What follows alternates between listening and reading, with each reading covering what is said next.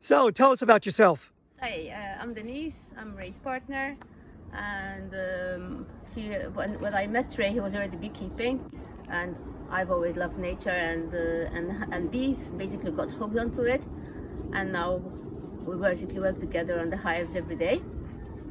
And that's it. I mean, bees are now my life.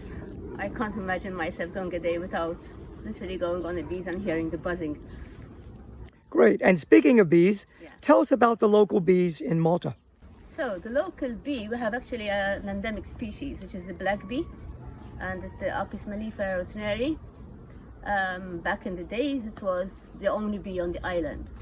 But when the varroa was introduced on the island back in the 90s, early 90s, a lot of the beehives were wiped out, unfortunately, because they weren't, prepared for it. And to try and restock the bee population, the authorities and people started importing other breeds, like Italian bees. Unfortunately, so now a lot of the Maltese bees have been hybridized. There are programs they're trying to do programs, to restock and build the Maltese population for many reasons. One, because obviously it's a native species, so it's very important and nice to have that, genetically. And also because the Maltese bee is very resistant and resilient. It has very good varroa sensitive hygiene as well.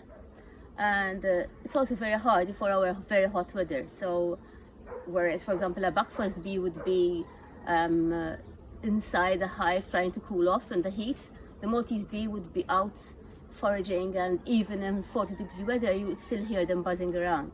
So it's very, very important, to keep our local bee as much as possible, and always try to rebreed from hives which are predominantly Maltese.